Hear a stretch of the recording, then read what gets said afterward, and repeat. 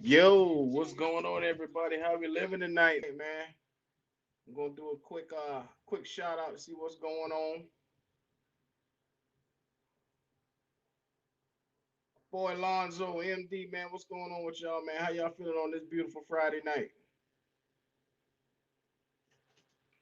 We got a lot of content, man. We gonna be busting y'all over the head with, man. This Friday night live, man. We got so much going on, man. With the rankings that came out, we got a whole lot of different stuff that's coming on, especially with the new unis, man. How y'all feeling about the new unis? Y'all loving the new unis out there?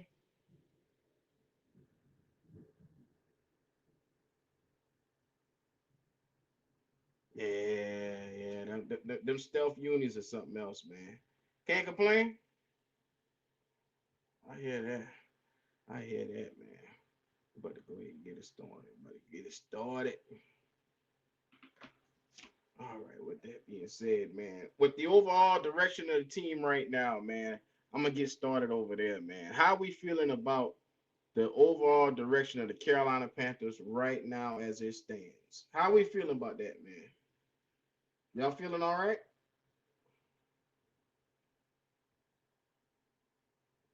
With the moves that we made and the moves that we destined to make, we got to make a move at the end. We got to make a move at linebacker.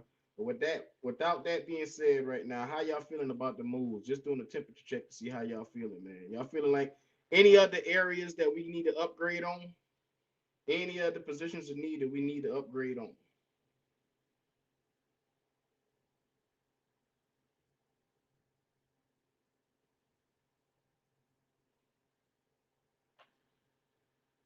I'm gonna be honest with y'all, man. We got better at running back.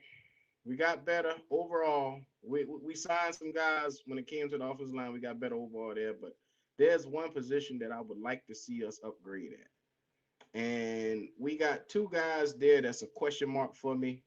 Um, for me, it's like a boom or bust season for those guys, which is Ian Thomas and Tommy Trimble. We need some kind of production out that tight end spot this year, man. How y'all feeling about that, man? Y'all feel like is there somebody that we can sign and bring in, or do y'all feel comfortable with Ian Thomas and what Tommy Trimble could possibly bring to the table this year? You gotta remember now we got Baker Mayfield now instead of Sam Darnold.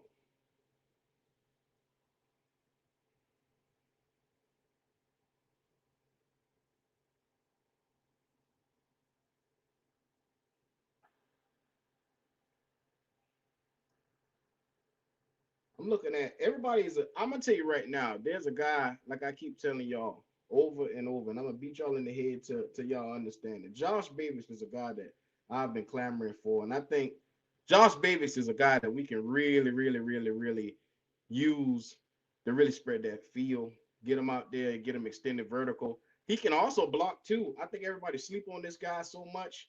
Man, Josh Davis is a guy that I really see and I think he has the potential to be our number one tight end right now, as it stands. They keep sleeping on this guy. And I know a lot of people saying, okay, Q, he didn't get drafted. Q, he was not drafted. What are you talking about? Yeah. Well, I'm glad you said that because I think he is, and I'm gonna tell you right now, he could be possibly the best undrafted guy that we pulled up. That we pulled up with, man. It don't get any better than Josh Babix, man. And I'm gonna pull up his stats right now because I'm gonna tell you right now with everything that Josh Davis went through last season, man. This guy right here coming out, if we can get him up to speed with the NFL and get him ready to go, I think this guy could be very serviceable, man. This guy could be real serviceable. Oh, because I mean, you can't teach 6'6". He's 6'6", 240 pounds. The guy, look, if you get him in that red zone, he gonna eat. I'm telling you right now, the guy's gonna eat, man. So I'd like to see him, going up against linebackers and see what he can do possibly. And I'm telling you, man, this guy could be a life send. He could be a life changer for us at tight end because we don't have somebody. The last guy we had was Dan Arnold, which they use him as leverage to ship away. Which I spoke on that the other day, and I'm like, bruh, that's not gonna cut it, man. That what we had with Dan Arnold. and he was giving us what 320 yards before they traded him. 320 yards, that's serviceable, man. And you get rid of your best guy for CJ Henderson. For CJ Henderson, man. Must I say more? I'm telling you right now, this season right here, my expectations are high. There are a couple of players that I think that's going to be booms or busts. And I'm going to say it right now. If we go on offensively, I'll start offensively. This year, for Robbie Anderson, it's a boom or a bust year.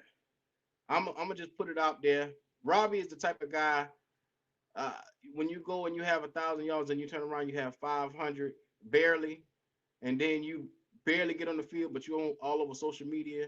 Your number one job now is to work your way back into the starting lineup, in my eyes. Even though he's our number 2, to me, he's going to end up falling down to number 3, and somebody else is going to take his spot. And I hope it's preferably your boy Terrence Marshall. Man, we got so many position battles coming up in this camp. You got wide receiver number 2, wide receiver number 3. We got quarterback camps. The battle at camp is going to be ridiculous this year. I believe, and I truly believe that Terrence Marshall, yep, you said it right here, Brett. This is going to be a make or break year for Terrence Marshall Jr.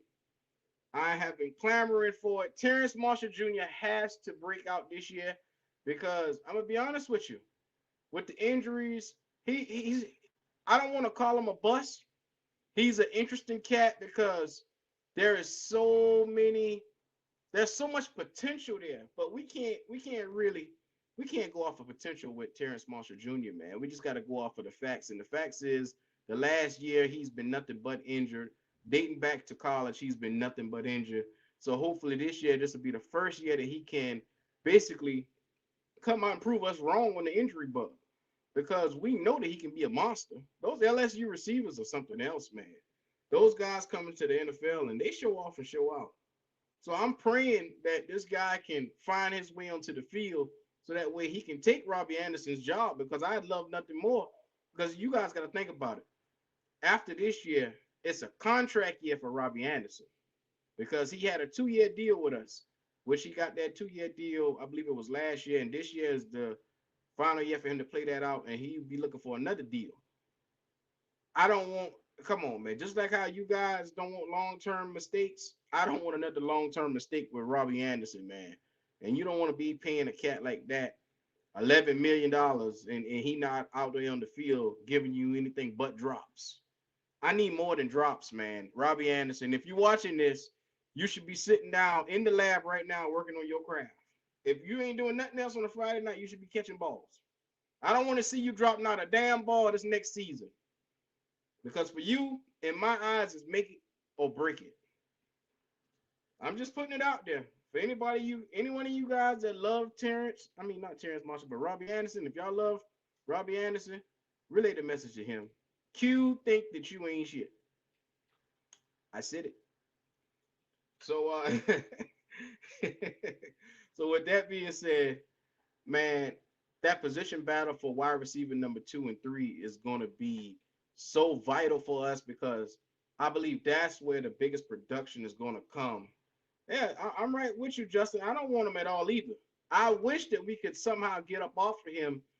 And see, the smartest thing would have been to try to get a guy that Baker Mayfield was familiar with to come on, like trading for Njoku or something before he got his deal. Trading Robbie Anderson for him or something. That would have been the smart thing to do in bringing in somebody that Baker's already familiar with. That way we could have got a tight end out of this deal, and you could live and die with what you get from Terrence Marshall and those other guys like Charleston Rambo and all the other guys that's vying for a roster spot. You can live with what you get from them because DJ Moore is going to be the most consistent out of all of them. And if you can get at least, I'd say about 700 to 800 yards out of Terrence Marshall, that's a good season for him. That's a breakout season for him considering what he did last year. The injury bug was so crazy with him. But I'm going to be honest with you. We should have made a deal, got a tight end in place for Robbie Anderson, being that we know that he was going to be such a I ain't gonna call him a distraction. Well, he is a distraction. We got Higgins. Yeah, I see what you're saying when we got Higgins, but He played with Baker, but he was like the third receiver on that team. I mean, because you got Jarvis Landry, Odell Beckham Jr. Higgins was all right. I would not take Higgins. I would Robbie Anderson is better than Higgins right now, if you ask me, and that's just my personal opinion. I don't like Robbie. I don't care for Robbie, but he's better. And Robbie is a one-trick pony. Robbie is a deep ball speedster. If he can get behind you in the defense, then he wins because he's not a route technician. All he do is sprint. He's one of those guys. If you can get him the ball in the open field, then he can really hurt you there with the deep ball.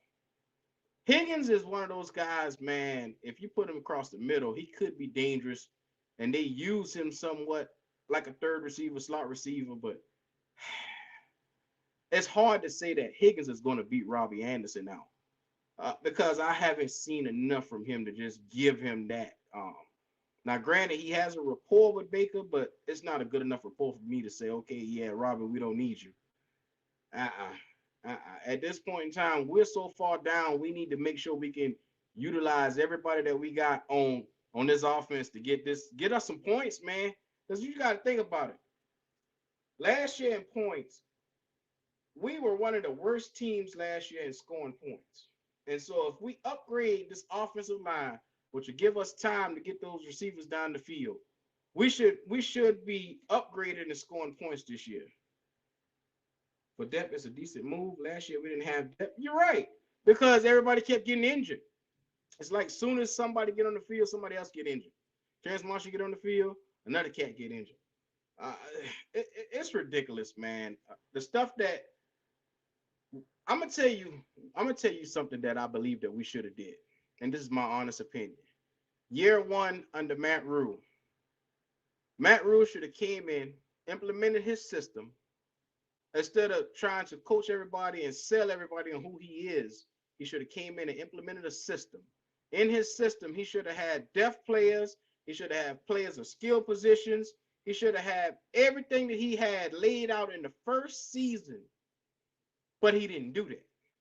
And now here it is, year two going into three, and we just seeing where some of a foundation is being laid after the fact of so many mistakes that he's made. We should have had depth players like all those guys we drafted in that defensive draft. Those guys should have been nothing but hits because you should have developed those guys, but none of those guys developed. I mean, Bravion Roy is okay. Nixon is all right, but none of those guys from what they've been drafting at, they should be skillful rotational pieces in there. And that's the simple fact of not being developed. And that's on our coaching staff. That's not on anybody but our coaching staff. I'm to the point now, man, where I can't even say that I expect, and I don't want to be negative. I'm a huge Panther fan, and I love my team to death. But it's like, for what Matt Rule should have did in year one, and for what we getting right now, it's hard to look up and say we're going to have a great season this year. And I keep saying based off of paper of what we seeing of what this team looks like, we should win 10 games. But we said the same thing last year, and look how it went. We started off hot, 3-0, and then after Christian got hurt, injuries killed us, and then we lost 5 straight, which was horrible because for the talent that we had, we went out, we traded, got different guys to come in, plug and play because we had the hopes of contending for a Super Bowl, and we were so far away from it, it's not even funny. You go out and you get Stephon Gilmore. For what? You had CJ Henderson you traded for. You are JC Horn went down, but I mean, we weren't depleted at cornerback. That's a lot of bonehead moves that we made that I'm still sitting there trying to figure out, like, what's the point of? So going forward this year, with everything that we know now, are we a better team overall? Or are we just better on offense now? I think that's something that we got to really, really think about right now. Are we a better team overall? With the picks that Matt Rule picked 2 years ago, 2 years in a row, on defense, has the defense gotten any better or did it regress? I'm looking at regression a little bit because you lose one of your main free agents in Hassan Reddick, which was 11 sacks. The guy's gone. That's production right there. Where we let walk straight out the door. Brian Burns had 9.5 sacks. He made a Pro Bowl, but can Brian hold it down on his own on that side? Yes, we did sign Matt Ioannidis, and I would love to see him paired with Derek Brown because the pairing of Ioannidis and Derek Brown is going to be so good. I can't wait to see what those two can do because if you don't know it, 2019 Ioannidis was a Pro Bowler. He was a great pickup, if you ask me. He has to get back into his form, but his tackles for loss are very high. He eats in that backfield, so I'm curious to see what him and Derek Brown can do. We need, I feel like, one more piece on that defensive line to be of contention, man. Because that's why I said I think the defense got worse. Because last year, Derek Brown, to me, and this is me, I argue with a lot of people with this all the time. Derek Brown didn't have any help on that defensive line as an interior defensive lineman. He didn't have any help. Yeah, you got Brian Burns, and then yeah, you had Hassan Reddick, but Hassan Reddick was standing up most of the time instead of in the dirt. So I mean, you got to look at so much moving parts. Like, can we sign a defensive end opposite? Because what are we going to get out of Yatur Gross-Matos? Like, what is Gross-Matos going to give us? I'm to the point now. I've been waiting on him to mature into a player that at least give me a handful of sacks. I haven't gotten a handful of sacks out of Gross-Matos yet, and it's because of injuries. Every year he's injured. He's another one. We drafted him very highly. I think we got him in the third round. Was it third round we got him in yet? Or it might have been the second. We got him very high, and I expected him to come in and produce. And Gross-Matos has been so underwhelming, man. It's not even funny anymore because by year 3 in this system with Matt Rule, where you see Brian Burns made his leap, you should have seen some kind of leap out of Gross-Matos where he should be manning down that opposite side of Brian Burns, but you're not seeing it. And I feel like if you listen to some of the conferences that Phil Snow had, he seemed a little frustrated. He seemed a little frustrated with YGM, man, because he not coming with the fire, and we expect more from a guy that size with that physical specimen, the physical specimen that he is. You expect more from him. You just simply do. And he underwhelms at each level for some reason. He doesn't stop the run. He doesn't pass rush. He doesn't eat on tackles for loss. Well, goddamn, what do you do? Like, bro, what are you doing? I'm to the point now. If we can get a guy like Carlos Dunlap in, or if we can see if we can get a linebacker that we messed up. We messed up at linebacker. We did not go. God, the guy from the Legion of Boom. We should have went after him. Bobby Wagner. We had a chance to get Bobby Wagner, and we didn't. And I still think to this day right here, we should have got Bobby Wagner. Yo. Big waves in the building. What is up, Q-Dog? Nothing much, man. How you living? Man, I'm doing good, man. How you, fam? Man, I'm on here talking my shit, man. I was, giving y'all boys time to get it done, get it started in here. I was warming it up. Yes, sir, boy. You got to warm that thing up, boy. You got to get it moist now. Yes, sir. Yes, sir. I was just in here, telling the people, man, what the moves that we made, how are we looking overall as a team, and are there any new unexpected moves that we should make to try to make this team better, man? Like, definitely. I seen I don't know if you caught it. There was a report came out earlier this week where they were talking about free agency moves that still need to be made, and they had us, man, making that move for Carlos Dunlap, man. Hey, that's an A++ in my book, man, because you get Carlos Dunlap, you got Brian Burns. Like I tell you, Brown and Ioannidis together is going to be a great match, man. Having those two come together, those two hamburgers, those guys going to be up. They're going to eat, man. They're going to eat. No doubt. Hey, I didn't even know Carlos Dunlap had 9 sacks last year. Yeah, he was slept Yeah, on. yeah, Slept yeah. on. He had 9 sacks for Seattle last year. I didn't even know that, man. Bro, like I He said, if you can pair him with Brian Burns on the opposite end, Matt Ioannidis, you put Derek Brown, boy, you got a starting four right there. We just need to get them fucking linebackers started. Well, like, we gotta find, like yeah. I told you, Bobby Wagner was a guy we should have targeted when he was available, and we didn't target Bobby Wagner. Yeah, I hated that, man. Hey, did he end up going to the Rams? Yes, he That went to shit the. crazy, boy. Them It was all motherfuckers about just money for reload. him. It was all about money. If we would, I think they signed him for like 9 million, 8 million, 8 million. Bro, them It wasn't motherfuckers much. just reload like every goddamn offseason. Them motherfuckers just reloading back up. Bruh. They lose Von Miller to Buffalo, which I think he got overpaid on that deal. And then Hell they turn yeah. around. You pay Von Miller at what? How old is he? Right. 36? 50 years old. Fucking 50. And they get that Bruh. some bitch like 146 million or some shit. Like how much was it? He would have been a fool to turn that down. That was, I think it was 100 or something guaranteed, 140 million totally, I think. Yeah, man. That shit.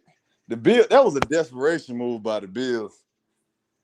So That was super desperation move by them, man. Cause I mean, Von Miller still is a productive player, but ain't no way at this point in his career, man, that I'm giving that motherfucker anywhere close to 100 million. oh, no doubt. I'm telling you right now, Von Miller in the right situation, he's still gonna eat now. Now Oh we yeah, give oh him yeah, oh yeah. I mean, listen, I think the Bills had the best defense in the league last year, so he lined up beside Ed Oliver, man. I mean, he gonna make some noise, but I ain't paying him that though. If no, he was no. about if he was about 5 or 6 years younger, then yeah, man. But even 4 years younger, but nah, not at this point in his career, man. I can't give him no $100-something million. To be honest with you, I would have gave that cat about $10 million a year for like 2 years, maybe three at most. Yeah, And I would have yeah, gave him a $30 million deal and say, take it or leave yeah. He it. wouldn't he wouldn't have took that shit.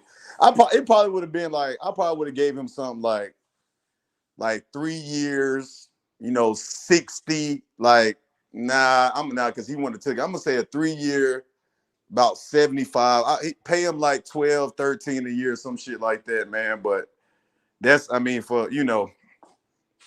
at that point, that's all I can give him, bro. I can't give him nothing like, I would guarantee him though. I probably would guarantee him about 50 of it. But shit, Mm-hmm. I mean, he already got a Super Bowl ring, so he shouldn't even be worried about the money. Well, yeah, he shouldn't be worried about the money, but for some reason, when it comes to Von Miller, he chases that money. I don't know why. The man act like he ain't got nothing in the bank, and we know he got Yeah, he definitely, man. He been one of them players. He like Kirk Cousins, bro. He done raped the game. You know, it. he done Kirk raped the Cousins look damn good. game. Kirk Cousins living good. Did you Yeah, see? man. Did you see they had the new list that came out of the top 10 pass rushers? Yeah, yeah. I saw that. I saw that. Oh man, and it still got Von Miller number 4 on that list. I don't understand that though, man. Because like, listen, he's still productive, bro. But bro, Von Miller, how many sacks did he have last year for for the Rams? Because did I miss some shit? Did that motherfucker have like right? Did he have like 13 or 14 fucking sacks last season or something? Bro, that's the way they act. They act like he had 20 sacks last year. I don't get it. I Yeah, don't get it. man. I'm about to look that shit up, man. How many damn sacks did he have last year? Because damn, I swear, Von Miller didn't get off like that last season, did he? Man, look here. They got the cat rated, and this is crazy. A lot of people get upset with these ratings, but especially with the Oh fan yeah. ratings. They got this cat rated 92 overall. Yeah, that 92 shit overall. crazy. That's fucking crazy, bro. That shit is fucking crazy, bro. I don't understand, bro. I can't believe they still got McCaffrey at 96 or some shit like that. Now. Hold up, Wade. Hold up, Wade. Don't do that. Don't do that, Wade. Ah, Hold on. nah, hey, Hold on. bro. So McCaffrey still a 96, bro. A Oh, 96. hell yeah. McCaffrey, you better be glad because he was in the 99 club last year. You remember? Yeah, that shit though, bro. Not man. I'm sorry. Ignorance. It's more lower end '90s than higher end '90s at this point. And that's my dog. I love him to death, bro. But I mean, we just ain't seen enough. Q. We gotta see him, man. Like, Bruh, don't do that, man. Look gotta here. see him. Q. Gotta see him, man. So, Like, let me ask you a question. Let me pose this question: what's up? Over or under? Will McCaffrey have 1,000 yards this year? Oh, I'm under, Rushing. dog. Under. Yeah, Oh I'm under. man. I'm under. Now, if he play a full 16, possibly, but I'm under, bro. Like, I'm definitely under that, bro. I'm under. Oh man. Yeah, Hey, hey, he y'all might hear have a this? 1,000 yards receiving, but he might not have no 1,000 yards rushing though. Yeah, Oh I could see him man. posting up 1,000 yards receiving because shit, man. If he do play a full 16 games, you know he go get hella targets every game. Oh, you know that he gonna eat. Remember Shit, you told me it was you to open my eyes there. You was like, they're gonna run his ass into the ground. I bro. was They like, go. what? I'm telling you, run him straight. They already done run him to the ground. Now they just trying So to fucking fit. He like a lemon, man.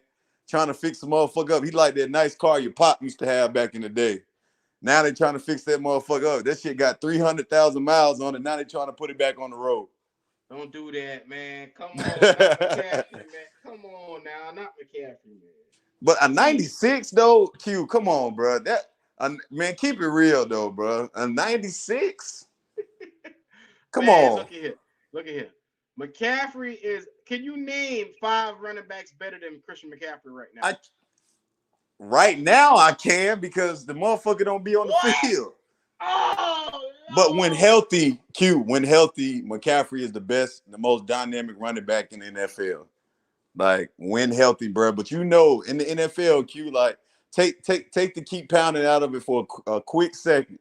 You know, bro, like your best ability is availability, bro. Like you already know that, man. Like if you Oh, can't stay on the field, bro, you only as good as your last movie. You know what I'm saying? So listen, I really hope that McCaffrey can play a full, at least give me double digit games. Like if he could play 13, if he can hit 13 games this year, bro, that shit will be love, bro. At least and he still gonna get killed for missing the rest of them games, but because now people gonna start saying he washed, he ain't the same player. All of that talk go come with it, bro. If he can't stay on that field, man. waves. Slow your roll. Slow your roll. Pump the brakes. Pump the brakes. Wait a minute now. This CMC we talking about. This ain't Cam. This CMC. CMC right now is still a very, very, very, very great option to have. Hell And yeah. look Yeah, here. without a doubt.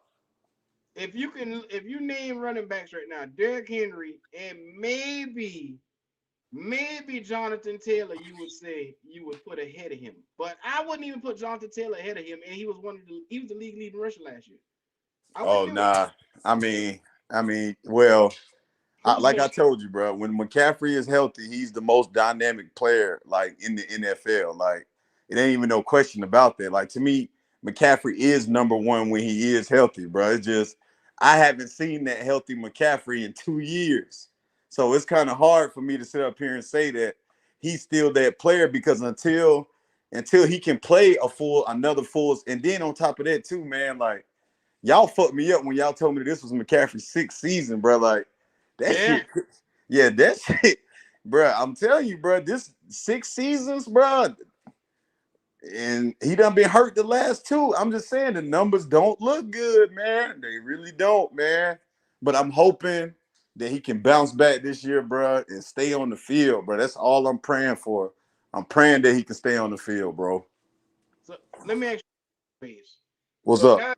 now that we put this out there and say Christian McCaffrey is possibly one of the most dynamic running backs that we've seen in a while, is it safe to say that he is a better option than Nick Chubb was in Cleveland with Baker?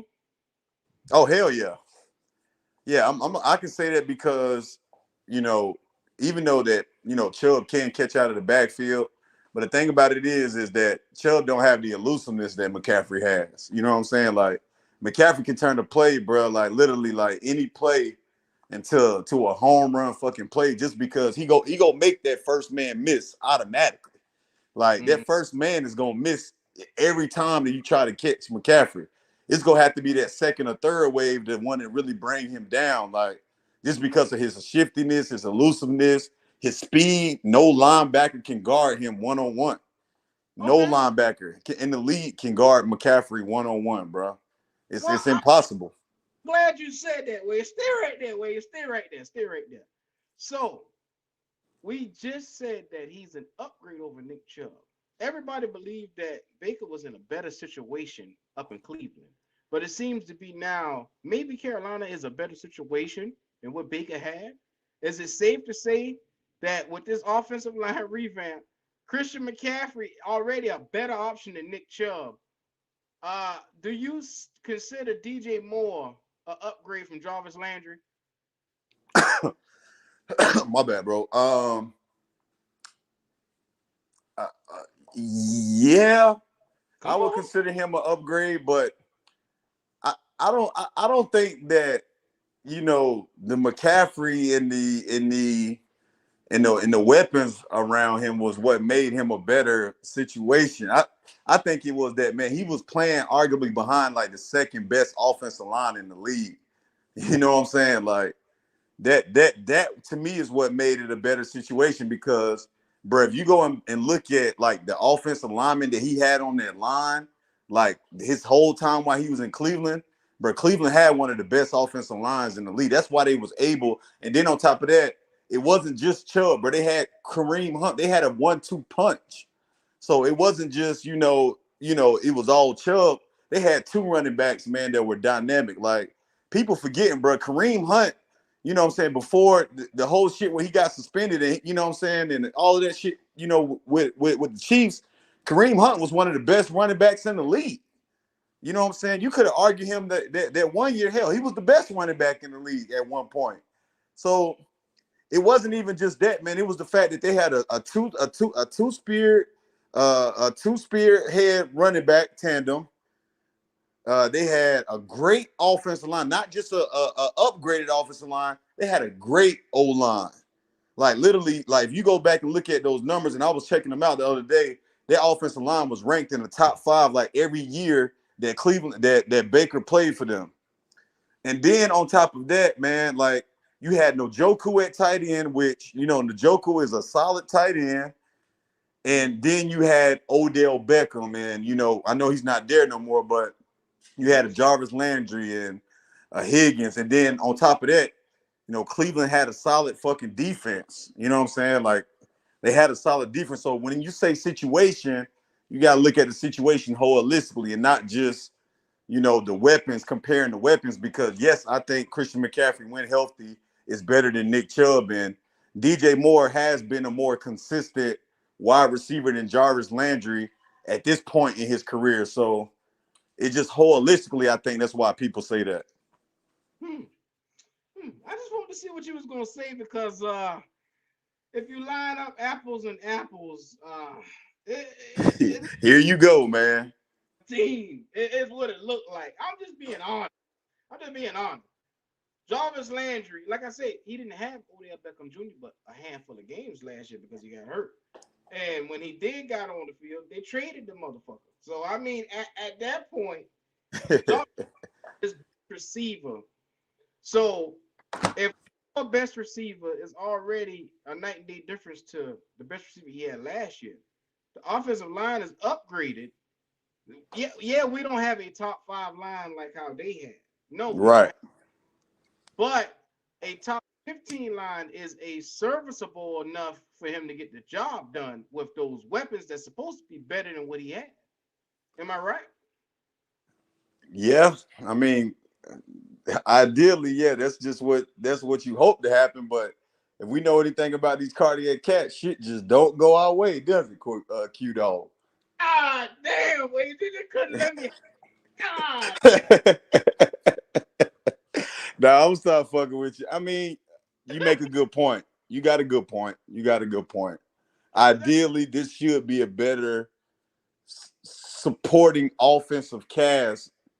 You know what I mean? But like I said, when I'm looking at it holistically, man, like I think Cleveland was a better situation just because of, you know what I'm saying, just the team itself. Like, you know, Cleveland has made, really, if you really think about it, bro, when the team has been as bad as long as Cleveland has, and I think I made this point to somebody a couple weeks ago or a week ago, whenever the last time the fuck we was live. Mm-hmm. Bruh, there's no way in hell that they shouldn't be good because they literally have had top picks, man, like for years in a fucking row. Mm-hmm. So yeah, they got a Myles Garrett, they got a Denzel Ward, they got a Nick Chubb, they got a Kareem Hunt, they got all of these weapons that they done drafted over the years and done molded into well, they had a Baker Mayfield. So I mean, you know, better coaching staff. They definitely had a better coaching staff than we had. But you can definitely compare apples to apples, man. And I see what you're saying, but you know, it should be a better supporting cast if everybody stays healthy. That's all I can say, Q. I can't give you no more than that. Come on, Waves. Come on and say it, Waves. This is a better supporting cast. I can't Q. I can't give you no more than that, man, because like I said, all of that shit is pending on if one fucking person stays healthy. Now, if you ask me, pending if McCaffrey stays healthy, then yes, I'm gonna say yes. It should be a better supporting cast, but that's a big fucking if, man. So Waves. There's another point I want to make. You said Go that ahead. had a very good defense. Where do you rank our defense? Yeah, you don't stop, bro. Stop asking me questions that I don't want to fucking answer, Q. I done told you about this shit, man.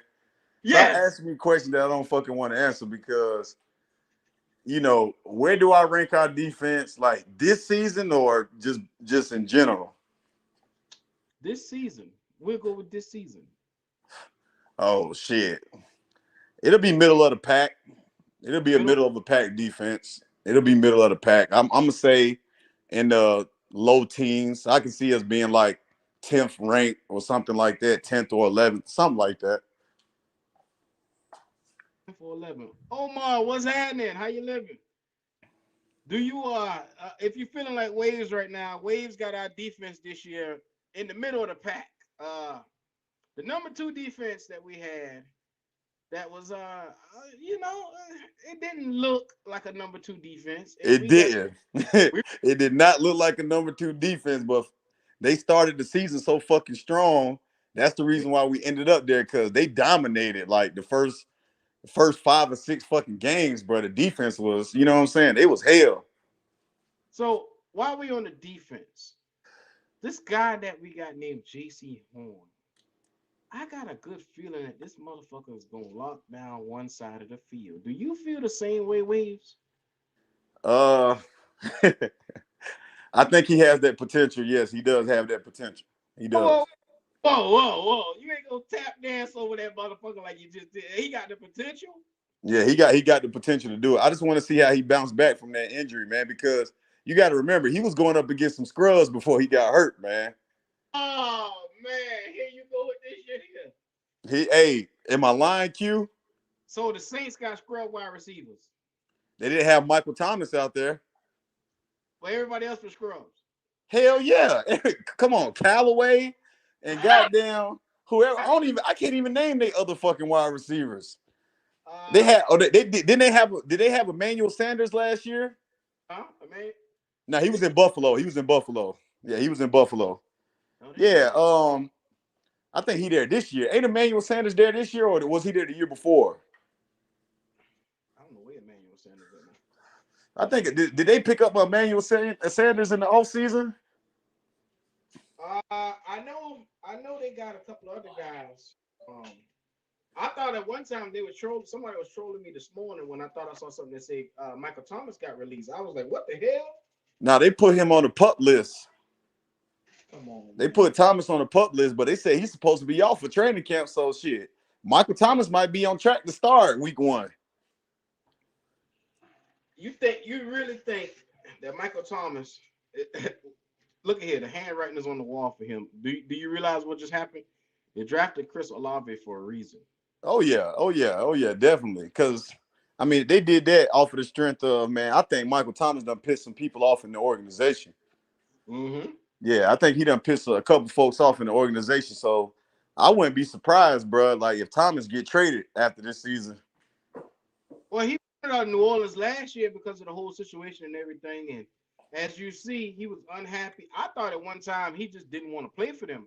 So I Nah, thought that's why Sean Payton didn't fuck with the fact that he waited so long to have that damn surgery. Mm. Yeah, that's what happened. You remember he waited a long time to have the fucking surgery, and that's the reason why he wasn't ready for last year, because he waited too damn long to have the fucking surgery to get the shit fixed. Mm. So yeah, I wouldn't be surprised if Thomas get traded after this year, man. Now if he come in and ball out and have a hell of a season, he bounce back, then he ain't gonna go nowhere. But I wouldn't be surprised though, man, if he do get traded. But like I said with J.C. Horn, I'm not saying I do think he got the potential to be a shutdown corner, but I got to see him against some, excuse me, some better quarterbacks and some tougher wide receivers. So I got, and this is what I was running down the last couple of times I was home. I think our defense, in certain aspects, Scott Fitterer he's filled in a couple of the holes. There are a couple of holes that's remaining, mainly at linebacker and defensive end. But if you look at our two safeties, you got Xavier Woods and Jeremy Chin. Then at cornerback, you got J.C. Horn. And I want to put your boy Keith Taylor on that outside versus Dante Jackson. He's a speedster. I would like to put him on the inside at the slot. And then if you take a look at our linebacker, other than Shaq, I don't believe in Luvu. I don't believe in that Brandon Smith guy that we got at out the fourth round. I don't believe in Wilson. any backer. I don't. Damian Wilson beating bitches, man. Come on. Yeah, he probably gonna get suspended. Yeah, yeah. Man. This man can't keep his hand off of women. You ain't on the field. You can. The linebacking core is definitely the weak spot on the defense, bro. Without a doubt. They definitely are the weakest position group on the defense, definitely. But Waves, what do you need the most on defense? You need guys that's running sideline to sideline. You need a quarterback on defense. Definitely. I mean, you're definitely right about that. So, the plan is to put Shaq in at middle linebacker this year? Is that the plan? I don't know, man. I don't know how Shaq can do at middle linebacker. I don't know how he do at middle linebacker. His skill set is more for outside, so I don't know how he does at the middle, man. Nah, I don't think you put Shaq at the middle, man. I think you got to see what Frankie Louvu does there, or one of these guys we done picked up in free agency. We don't have nobody but Damian Wilson. For some reason, we keep glancing over linebacker for some reason. I don't know why they won't pick up a linebacker for the same reason. I know. I don't know why the hell they won't pick up no damn linebacker. I don't even know who's still out there on the waiver wire, man. Who's still out there? Let's see. My phone just died, so I'm about to say I'm gonna look it up. Let me pull up on the laptop because this is getting ridiculous, man. Free agent. Oh shit, Anthony Barr's still out there. Oh my God. Hey, bro, Anthony Barr's still on the fucking market, bro. And why is he still? Was he injured or something? Hold on, right quick. I'm reading into it. I'm reading into it right now.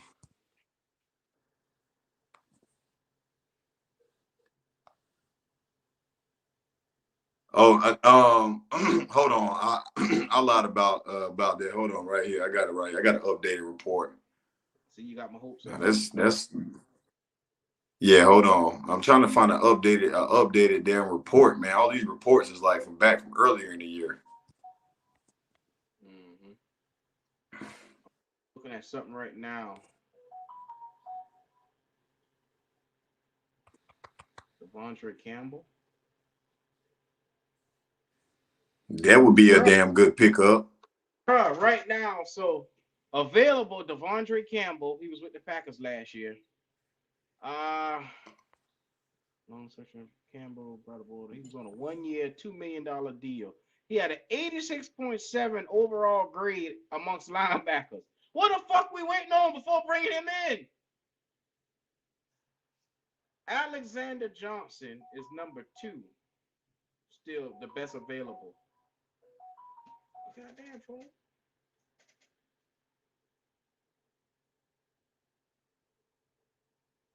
Yeah. Alexander Johnson is number 2. I would even take him. We need something at linebacker because we have nothing. Leighton Vander Yeah, Esch. Devontre. Your boy. Who? Leighton Vander Esch from the Cowboys that was released. Yeah, he will be serviceable. Bruh, come on. He's an upgrade from anything that we got on the team right now. Hold on. I'll go down. Let me add this to the stream then. How about this? Let me add this to the stream. Yeah, go ahead. Let me add this shit to the stream. Share. Let's see. Nope, can't do that. Because I'm to the point now.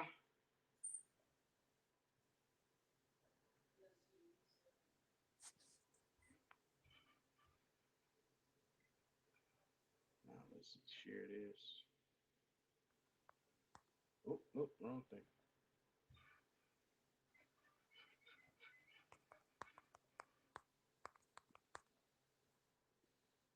Here we go. Share screen. I got y'all in a minute. Because what we're going to do right now, we're going to find some linebackers that we could possibly target. Because I'm sick of this shit. I'm sick of this shit right now. All right, everybody, can you see my screen? Yes, sir. All right. I'm going down it right now. Okay, number 1, Devondre Campbell. If you can see this right now, look where he ranked last year. He was with the Packers. He signed a $2 million deal with them last year. And look at him. He was 86.7 overall. Yeah, he had a high-ass PFF grade, too. Somebody said Vander Esch is not a free agent. Oh, he isn't?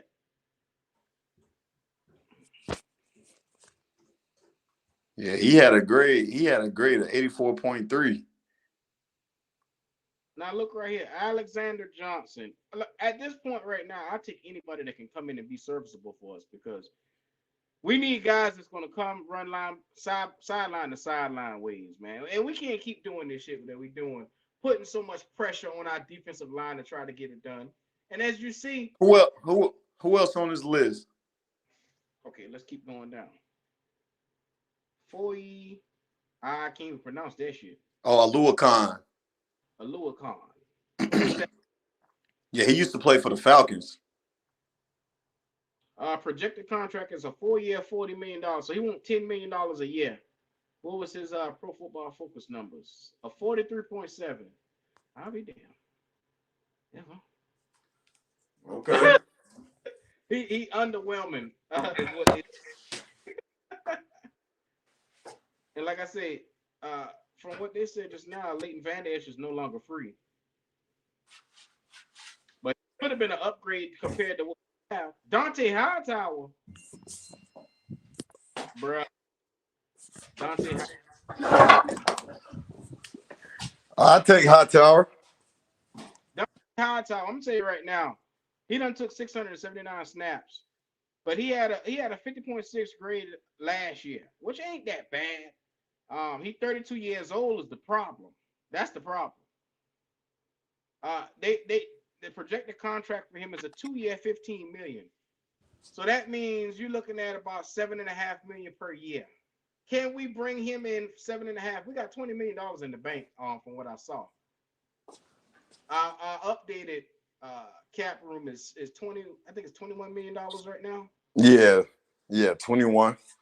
So if you could Dante Hightower for 7, How many of you guys think that if you plug Shaq and Dante Hightower together, that would be a Man, I say go get Devondre Campbell, bro. You probably can get, bro. You probably can sign Devondre Campbell right now to like a 1 year deal, bro, for like 4 million. Like for real. Like if Green Bay signed him for 2, I mean, bro, go get Devondre Campbell, bro. Like he balled out with Green Bay last year. I'm shocked that Green Bay didn't resign him. that's a stupid move on half, but they don't got the money being that Aaron Rodgers just cost them half the franchise. You remember? Yeah. They Shit, they I ain't even know Devondre Campbell was out there still available, bro. I don't know what the fuck Carolina waiting on. Go get him. bro, look at this. Anthony Barr available too. You know, Barr is serviceable itself. Oh yeah, Anthony Barr still out there. Yep. He looking for a 2 year, 14.5. So you're looking at 7.25 a year. That's pretty decent. Yeah, That that's that decent for a linebacker his caliber. Shit. What did he rank? What did he rank at last year? okay. Let's go back up to his numbers. Shit, Kazir White. Shit, don't sleep on Kazir White. He was straight for the Chargers. Oh yeah, I remember Kazir White. He was balling last year. Now let's see. He was a 63.8 overall grade, a 72.6 pass rush grade, which is okay. We can use the pass rusher. I don't know if you know that, but we need a damn pass rusher. And we run a 4-3. As it say right here, he can occasionally put his hand in the dirt. What the hell they waiting on? Man, I don't know. Carolina they just ain't investing like money into the linebacker position, man. They go get these motherfucking stop fucking go damn linebackers, bro. You know, these journeymen at linebackers, niggas that journey like Corey Littleton. Like that shit was dumb. They should have kept my boy last year. They let that motherfucker go and let him go to the Raiders, and he went to the damn Pro Bowl. Oh no, man! I'm still mad about that Perriman what we had. Remember That's what I'm Perriman? talking about. Perriman, they let Perriman walk, bro. Perriman balled out for the Raiders. That hurt my feeling, man. That hurt my feelings so bad, man, because They he didn't was. even give that man a chance. They wouldn't let him. They wouldn't let him touch the field at all. Come They on, didn't man. even How give you that motherfucker a chance. special teams? Back room special teams. I mean, but look at how many players that's left us. Look at Eli Apple. Now he trash, but at least up in the Super Bowl. He trash. Hey, you remember Carolina tried to bring Eli Apple in? Well, we did have him for a little bit, didn't we? We had him for like 3 weeks and then they cut him. Yeah. And I'm gonna tell you, Eli Apple was serviceable as a backup. You could keep the guy as a backup, but I think he talked shit to Matt Rule, or Matt Rule talked shit to him, and after that, it was all down after that. Right. And what we all came to the realization is Matt Rule wants a guy that he can make or break. Like when it comes to, he's the ultimate motivator, but he's also the ultimate wildfire as well. And either you do what he want, or you getting the hell off of his team. Right. And that way, when you're an unproven coach in this league, you can't come in there throwing your chest around like you won something. You ain't. Man. Don't I'm get me looking. started on Matt Rule, bro. I'm looking at this list, waves, bro. Dante Hightower. We got at least 3 guys we can plug in right now and come in and be an upgrade to what we got. What is the one thing that's holding us back from bringing in another guy? Bro, if I knew the answer to that question, we would have somebody in right now. I really don't know. I guess you said it right. It's the same old Carolina Panthers. Same old goddamn, like I told, bro. I've been telling y'all, bro. We're an organization, man. Like as an organization, we've made some terrible decisions. Like I said, we are a poorly ran organization. A poorly ran organization. And because of that, that's the reason, bro, why we haven't had the kind of consistency that we needed in winning, bro. Like, that's why we have not been able to win, because of the decisions that the organization has made. It hasn't been the talent that's on the field. It's been the organizational decisions that they've made has caused Carolina to not make the playoffs in 4 seasons and probably go be 5 this year. a half a fucking decade of not making the playoffs because of the decisions. Look at here. I think when it comes to this organization, we're so, and I hate to say it, but we fucked. We fucked until David Tepper decided to sell this team. Did you see the other day that he pulled out another project? It was the Eastland Mall project with no fucking explanation of why. Yeah. Now, it was supposed to be a project that he was going to be doing for the kids. He said, fuck the kids. I mean, come on, bro. What is the face of the Carolina Panthers right now over any player right now is David Tepper. David Tepper is the face of the Carolina Panthers, whether we like it or not. And everything that he's doing with Tepper Sports is making us look so bad, man. It's like, okay, we realized Rock Hill didn't have the money for the facility, and he didn't want to toss him under the bus. Okay, but it's like every deal that he's doing now reflects negatively on the team, especially when we're not winning. Man, listen, you got to realize something, man. What I've come to realize about this team, honestly, Q, David Tepper, I'm starting to kind of realize that this man probably doesn't know anything about football. Like he may come from a good organization, but he obviously didn't have anything to do with the football side of things while he was in Pittsburgh.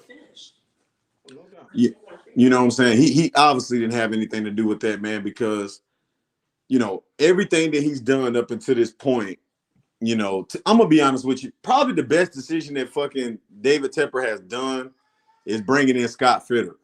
Like, Scott Fitterer hasn't been a bad GM up until this point. He's been, like I said, I would give Scott Fitterer up until this point, like a good B minus, from where he's been as a general manager. Like, but outside of that, every other fucking decision, man, has been terrible. You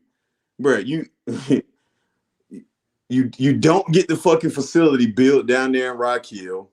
You fired the fucking soccer coach before he even had a chance to even do anything. Everybody in fucking Tepper Sports is walking away from this shit. Bro, this shit is a fucking shit show, bro. I see, like, man, to keep it real with you, Q, I see why the whole perception of Carolina is that this shit is a dumpster fire. If you listen to analysts, if you listen to football people talk about Carolina in the state of this franchise, everybody is saying the same shit, brother. That this shit is a dumpster fire, bro. And it is, man. It really is. Like, and I bleed this shit, bro. I bleed that black and blue, bro. But I promise you, man, like, we're really, as an organization, we're really in a bad spot, man. Like, we still don't have a franchise quarterback. We haven't been to the playoffs in 4 years. We haven't had a winning season probably longer than that. 7 You know years. what I'm saying? We're in a fucked up position, man. Like, we're really in a fucked up position as an organization. We got a coach that's probably on the hot seat, where honestly, I don't think that Matt Rule is going to be our coach going into next year. We have an owner, man, who he's losing credibility as an owner, and the fans are starting to realize that he's losing credibility as an owner because he don't have no idea what the fuck he's doing. You know what I'm saying? Like, and they don't that's not me shitting on the team, bro. That's just me being this is reality. Right. Like, you know what I'm saying? Like, listen, I'm just as optimistic as the next Panther fan about where we want to go as a team, but really look at this shit from top to bottom. Top to bottom, bro. It's been a shit show, from the coaching, from the ownership, for the decisions made in free agency and the draft and everything. It's been a shit show from top to bottom, man. It really has. And honestly, David Tepper is not selling this team no time. Like, to be real, bro, I wouldn't be surprised if that motherfucker take this team out of North Carolina, out of Charlotte. I was worried about that at one time because when he first came, there was questions of him possibly moving the team. and he had to come back on press conference and say, "Oh, the sun sets and the sun and everything is so beautiful. There's nothing more beautiful than fall time at Bank of America Stadium. So I would never touch anything that Jerry Richardson already had built. You come the fuck on. You know he wanted to build something with his name on it. Come on, man. Yeah, Enough of this. that's bullshit. Yeah, Doing that's bullshit, man. I really wouldn't be surprised, man. Like, you know, in the next 2 or 3 seasons, man, he make the decision to move these motherfuckers out of here because I'm telling you, bro, like the fan base is beginning to fucking turn. I'm telling you, bro. If we don't produce this season, Q, and meaning that Carolina don't start winning some fucking games this year, bro. Bro, this is gonna be them Jimmy Clausen days all over again, bro. ways. Where Don't say these gonna be the Jimmy Clausen days all over again, where fucking home games getting blacked out in their own damn city. Cause the team that fucking bad. Whoa, Like I for can't. real, man. Like I'm telling you, man. And I hate to say that shit, man, but this season, man, I'm gonna go back and tell you. You know, I said this shit on your show several times. This is a make or break season for a lot of motherfuckers in that stadium this year, bro. A lot of shit riding on when we start playing in September. A lot of shit, bro. A lot of shit is riding on this, bro. The Let me coaching staff, the let me players. if we don't produce this and Matt Rule gets fired, does that mean we worse off than what we were before? Does that mean we fire everybody and start over again? You have no choice. You Lord. have no choice, bro. You have no choice, Q, because they keep taking. Listen, they keep swinging for the fences and they hitting fucking foul balls every time, every fucking time. You have to find a regime that works that can get it done, bro. Like when is Carolina gonna have like Riverboat lasted a long time in Carolina?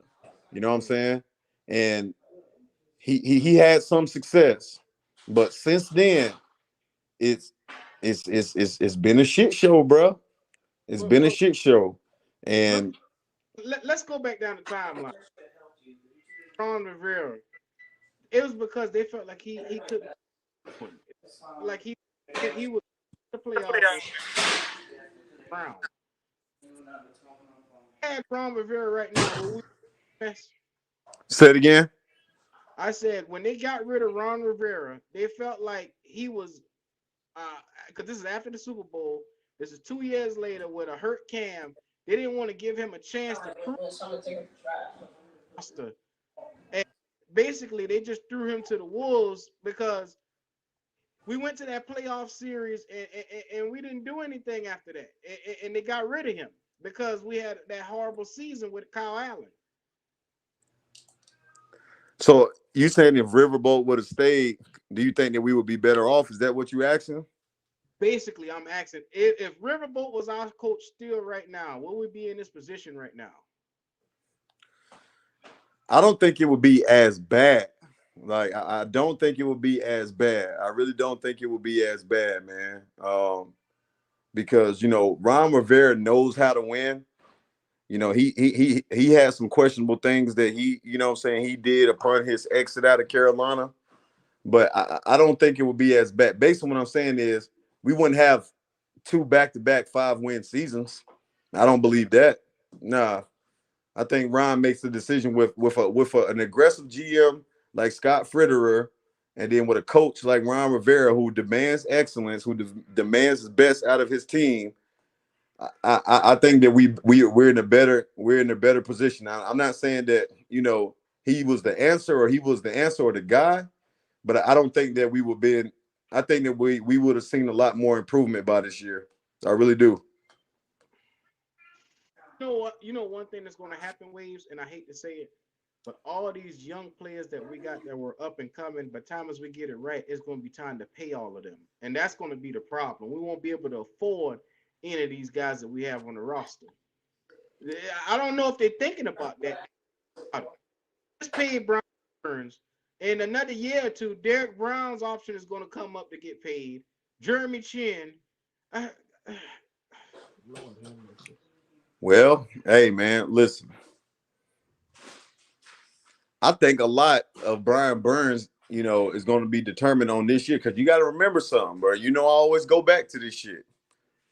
Brian Burns does not have a double-digit sack year under his belt. He does not. So for a DN that's supposed to be like our star DN and our star player on defense, Mm-hmm. bro. This year is gonna tell a lot, bro. I'm telling you, this season is gonna tell a lot for everybody in that motherfucking black and blue this year, bro. This year is gonna be the year where we really see what the fuck. I think shit hits the fan this season. I think that this year we're gonna see really what we really have as a team because there's Brian Burns is playing for a contract this year. He needs to get double-digit sacks. He needs to. He needs to get it this year, bro. He needs to get that. He need to touch that. Matt Rule needs to get, 8+ wins to even keep his job this year. Mm-hmm. So it's go tell a lot, man. That's all I can say, bro. It's go tell a lot. Lord have mercy. If they don't get anybody opposite him, then they shouldn't expect too much out of him this year. I'm gonna be honest with you. If they don't go out and get a DN, or if they don't go out and get another linebacker to help this guy out, then when he underachieves, which I don't hope he underachieves, but if he underachieves, then there should be nothing said because you didn't go out and get him the help that he needed. I don't understand these cats, man. They think these dollar rentals and they think these cheap signings going to pay off in the long run. There's very few times that you hit on a Kurt Coleman. There's very few times that you hit on Adams. There's very few times that you hit on those guys that we bring in and be good. I mean, I don't understand it, man. I remember Yeah. one he got safety from the Falcons and we went on over and he was pure D trash. I can never remember his name. That Who safety, was that? that safety we got from the Falcons that year. We brought him in free safety. He was really good with the Falcons and then he was trash with us. And Uh, because we brought in Adams, we got Adams from the Colts, I believe.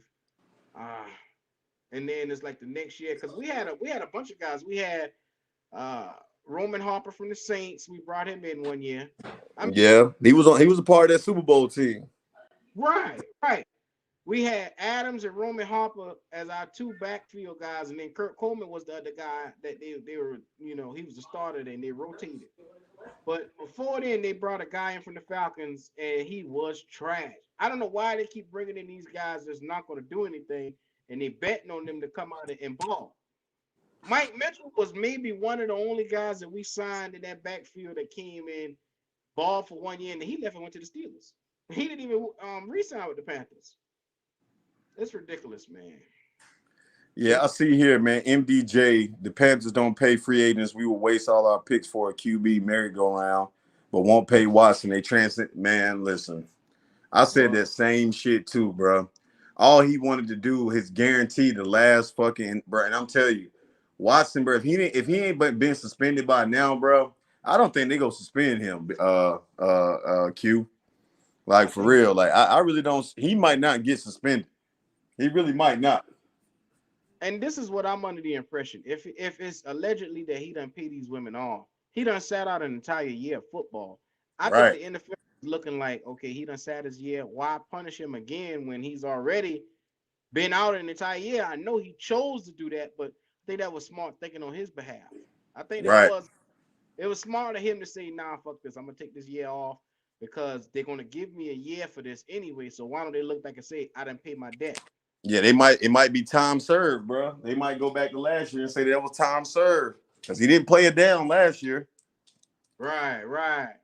I and this is the thing with Watson, man. If he do serve a suspension or if he don't serve a suspension, I don't think it's gonna matter because I really, and this is my opinion, I don't think they're gonna get much out of him this year.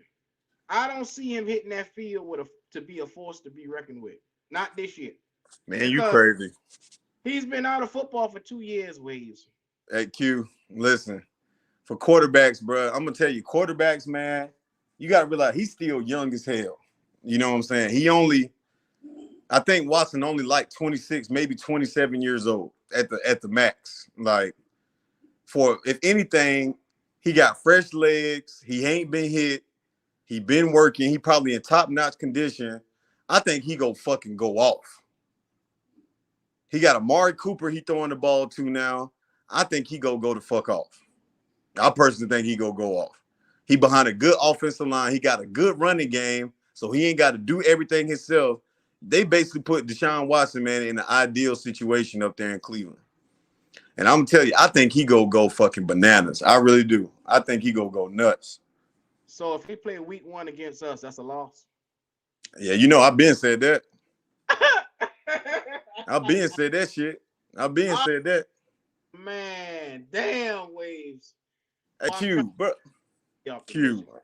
Listen, Q. Don't start this shit tonight, Q.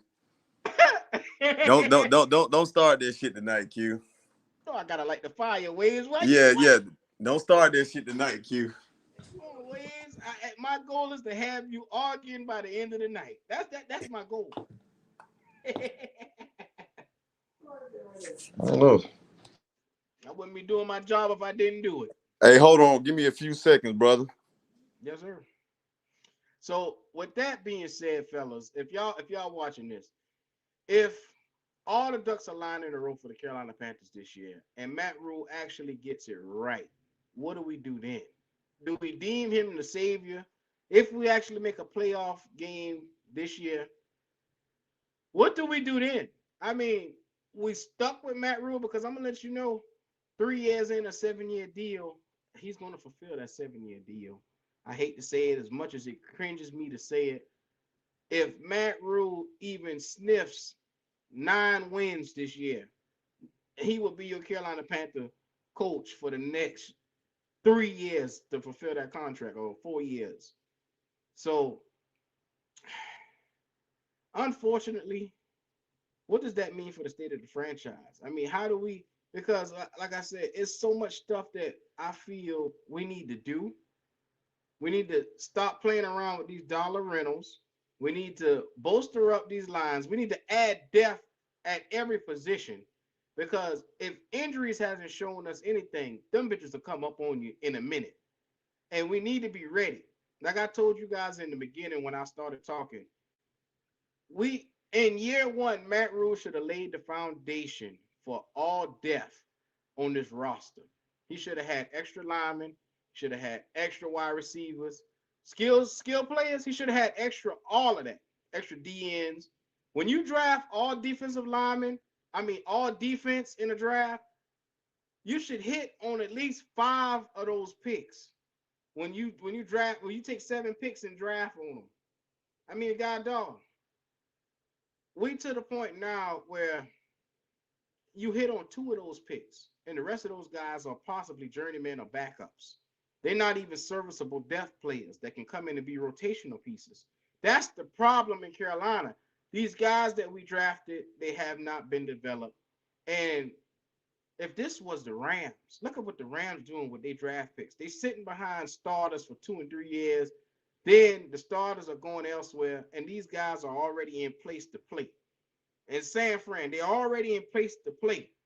We don't have that in Carolina. Hey, Q Dog, I'm gonna drop up off here, and I'm gonna get back on in just a minute. All right. All right. We don't have that in Carolina where guys can automatically assume that we have depth. We don't have it.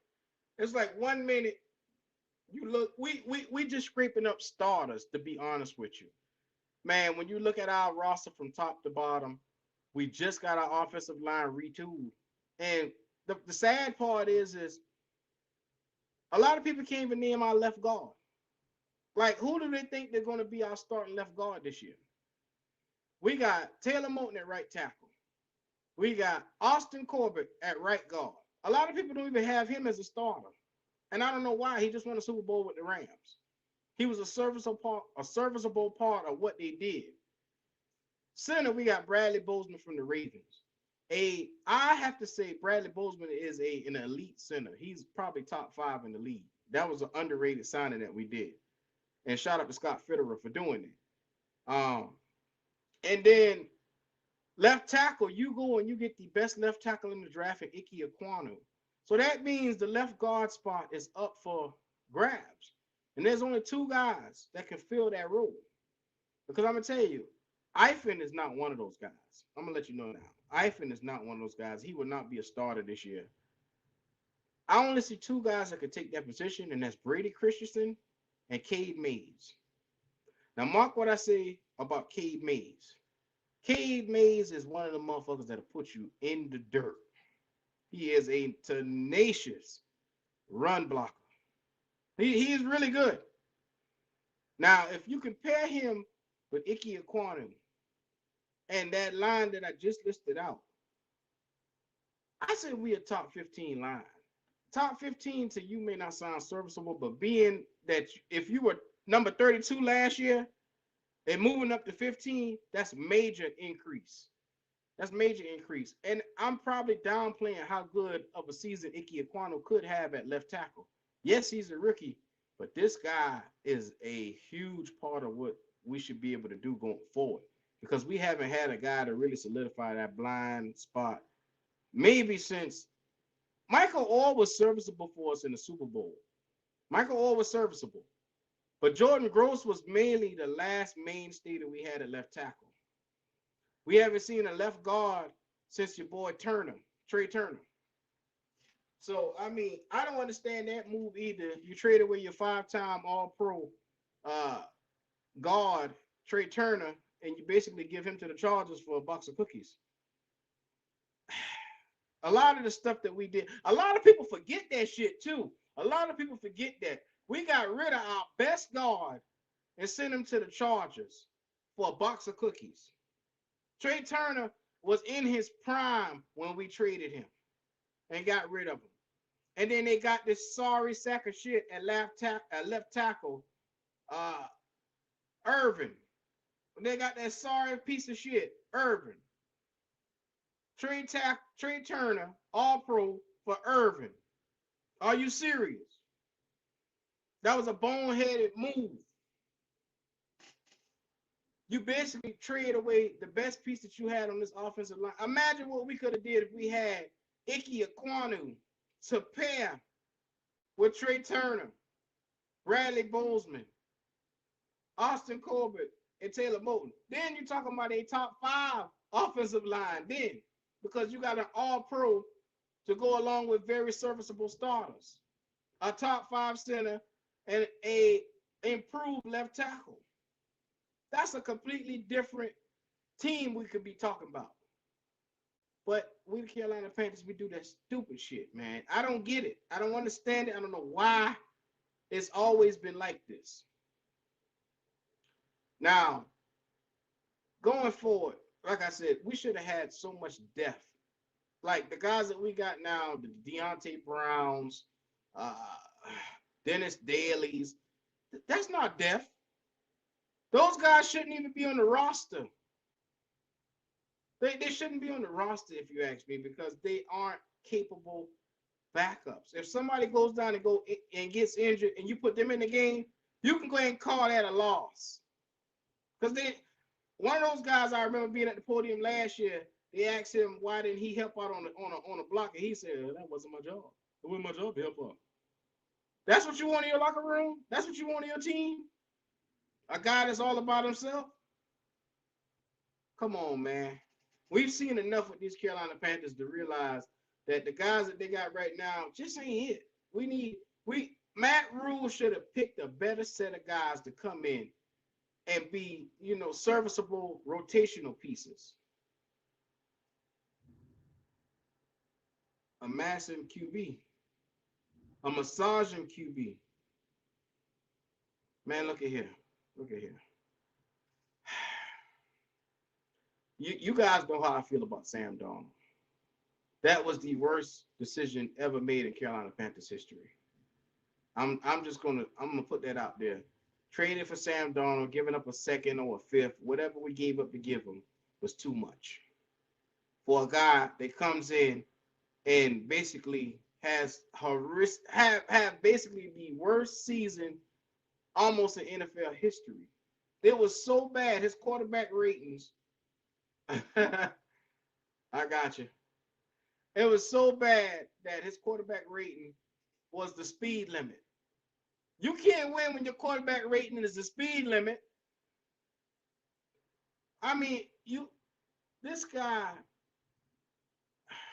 and by that Cowboy game, like I said, Sam Darnold he had some good passes, but he had some interceptions that cost us the game as well. I mean, every game you can go back and look to, Sam Darnold was just doing something stupid that just cost us. First of all, if we go back to the quarterback carousel that we had, Cam Newton gets hurt, insert Kyle Allen. Immediately, Allen starts winning some games because, first of all, there's no footage on him. There's no tape on him. So then everybody believes that, okay, Cam can go. Cam said it himself. They started treating him differently in the locker room. And he was like, first it was like, okay, when you going to get back? And next thing you know, they stopped asking him. They was like, yeah, well, okay, well, whenever you get back. And he noticed it right then. They didn't give a damn about him. Then after that season, you go in and you say, okay, we're going to cut ties with Cam Newton. We don't need him. What we're going to do, we're going to get rid of the coach. We're going to get rid of everybody. We're going to bring in Matt Rule. And Matt Rule, first thing he wanted to do is bring in Teddy Bridgewater.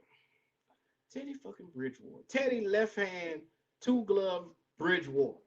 Because Joe Brady was familiar with him, and that's the guy that he had when he was in college, and he felt most comfortable giving him $60 million and trotting him out there. So Teddy Bridgewater comes out there, and he could do no right. I mean, every chance you get, and look at what we were supposed to do. If you're going to use Teddy Bridgewater as your bridge gap to find another quarterback, then that's what you do. You pick a plan and you stick with it. If you said, okay, we're moving on from Cam Newton, we're moving on from Kyle Allen, they traded him by this point. If you're moving on from those two guys and you pick Teddy and you say, this is the guy, you stick with him right or wrong. Because at the end of the day, Teddy was a lot of things, but Teddy wasn't no fucking Sam Darnold. And I use Sam Darnold as the butt of all jokes now because he is the worst quarterback you could possibly ever have. And I say that to say that Teddy Bridgewater was a mediocre quarterback. But Teddy didn't have any problem. Look at Robbie Anderson numbers under Teddy Bridgewater. He had his best season under him. DJ Moore had a serviceable season. We scored some points. No, we didn't knock the socks off of everybody, but motherfuckers were complaining about Teddy Bridgewater, saying that he wasn't serviceable and he wasn't consistent. So then after 1 year, you decided to cut ties with this guy. After the first year, because you said, okay, well, we can do better. I know what I'll do. I'll go get the worst quarterback that we've seen so far in the NFL in Sam Darnold, because up in New York, it was just New York. It's just the coaching up there, Adam Gase and those guys. I can take him and make him into something better. I can mold him into something better. And that's what we'll do. We'll bring him down here and we'll mold him into something better.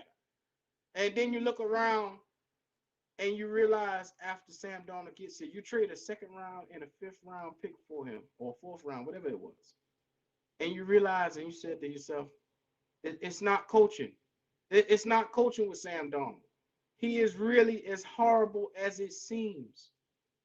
And so you did 1 year under Sam Darnold because you seen P.J. Walker. If P.J. Walker was that guy, he would have took the job from Sam Darnold. But P.J. Walker couldn't do shit. He could barely push the ball down the field, and at times, he looked like the game was too big for him. And so Matt decided that, okay, can't win with Sam Darnold. I can't win with P.J. Darnold, with P.J. Walker. I better bring Cam Newton back.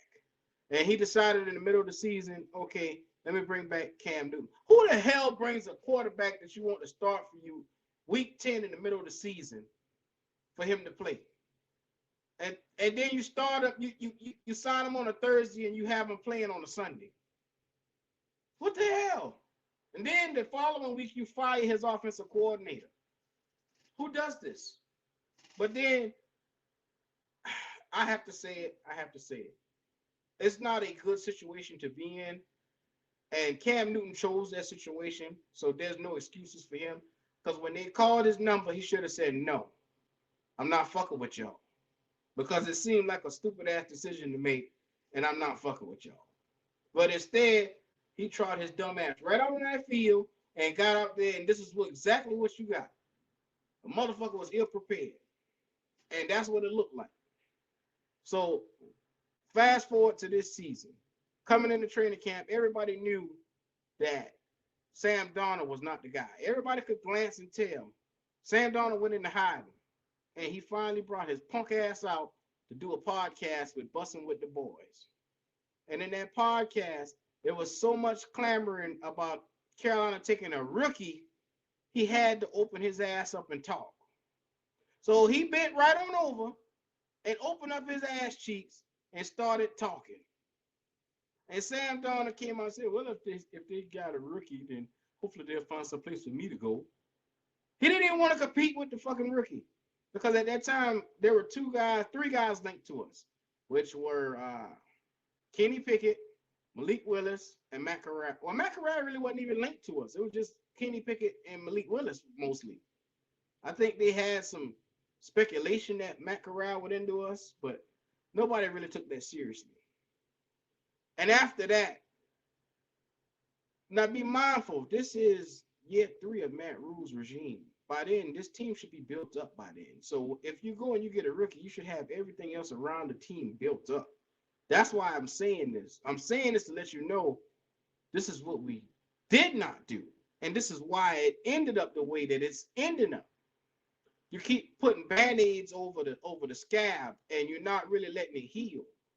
You keep picking. You ever seen somebody or them old people tell you, man, let the shit air out, man. You just putting the band-aid over it. You let it air out. Matt Rule keeps picking the scab here in Carolina at quarterback.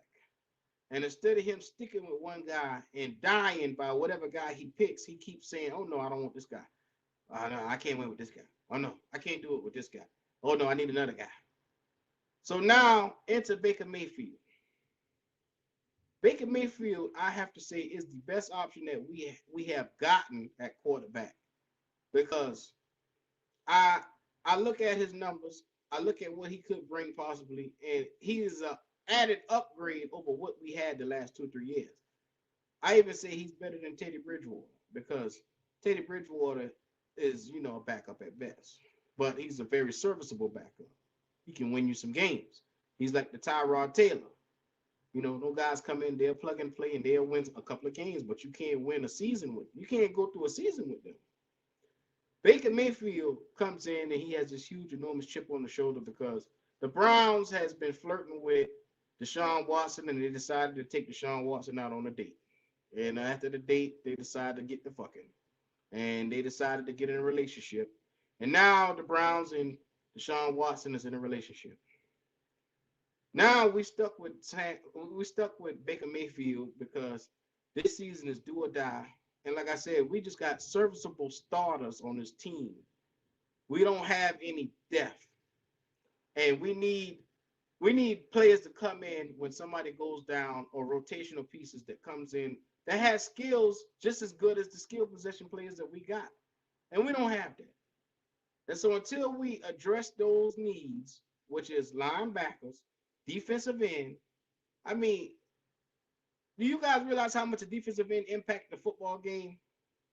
That's make or break getting them off the field within three snaps. I mean, come on. If you can get that guy off the field within 3 tries, then already that's more opportunities for the offense to be on the field, to present more points, more chances to win the game. I don't get it, man. Maybe I'm wrong. Maybe somebody can explain it to me a little bit better. But where the fuck am I going wrong with this? Like, why can't the Carolina Panthers get the job right? I don't understand it. It's like the more I put my heart into this team, the more they let me down. And then I'm just sitting here and I'm throwing stuff at my TV, or I'm sitting here and I'm like, what the hell are they doing, man? Every year it's a disappointment because they can't get one simple thing right. And that's called grooming players. It's called being a better organization. And the fish rot from the head down. And I think it's a major problem overall because of Tepper. Tepper don't give a damn. Matt Rule don't give a damn. Nobody around the organization gives a damn. The scouts don't give a damn. Nobody around it can do their job to save their ass. So I'm to the point now. I'm so optimistic about this season. I might just say fuck it. I'm going in blindly, and I'm hoping that in spite of all the dumb shit that we have done as an organization, we can prosper in spite of. That's a extremely naively way to look at it, but that's all I got at this point for the Carolina Panthers because what else can I do? I'm not gonna root for another fucking team. That ain't happening. I've been a diehard Panther fan for years now, and I've watched them go through it. And it seems like this year is going to be another year. It's going to be another year, fam. So, what can we do but just sit here and go along for the ride? I'm going to tell you right now, man. I'm going to be right here week after week after week on these lives. I'm going to just keep talking shit. I'm going to just keep bringing it to y'all week after week because at the end of the day, I ain't got nothing but love for everybody around here, and I ain't got nothing but love for my team. And until they get it right, I'm going to let them fucking know it. And I'm going to be right here on their ass every step of the way. So, yeah, that's about all I got for y'all guys tonight, man. That's about all I got, man. Anybody got anything else? I know Wave said he was coming back, but I might not be here for that one. And I was waiting on Unc. Unc ain't never pull up, so it is what it is. I'm gonna let you guys know right now on my 75th subscriber. I'm gonna do a giveaway from Keep Pounding TV Store Shop, where I'm going to give away, the 75th subscriber will receive basically anything they want out of the Keep Pounding TV show out of their store, and that's gonna be on me. I will basically, all I need is an address and a size. And my 75th subscriber, that's to you because I rock with you guys so much and I love you guys. And I appreciate you just sitting here, just listening to me shoot the shit, man. And it ain't nothing but love here. And I really hope that you guys see it, nothing but love here, man. If you love the Carolina Panthers, you got to understand how much, as good as it is sometimes, it's rough too. And to be honest with you, man, I wouldn't have it no other way because when we go through times like this right now where we in the mode, we're rebuilding, it can only go up from here. I mean, we've been at our rock bottom. So I'm trying to look at it as we going up, man, and hopefully you guys can do the same too, man. And if you haven't already and you're watching this, like and subscribe to the channel. I will be probably doing something else tomorrow night. I'll probably do my weekly roundtable live. So tell a friend, tell a neighbor. If you haven't already, go over to Unk 2020, Unk underscore 2020. That's UNKK underscore 2020. Like and subscribe there. Show your boy some love. Keep Pounding TV. You go over there. Show Big Cat some love. Like and subscribe over there. And my homie Waves will be coming up with his new channel soon. So whenever he get here straight, y'all rock with him, man. Fuck with Waves like how I do, man. And I'm gonna tell y'all right now, man. I can't wait to see the bullshit for this year. And if you're a Carolina Panther fan, you know what I'm talking about, man. So I'm gonna go ahead and just say it's been real. I love y'all guys, man, and I'm out.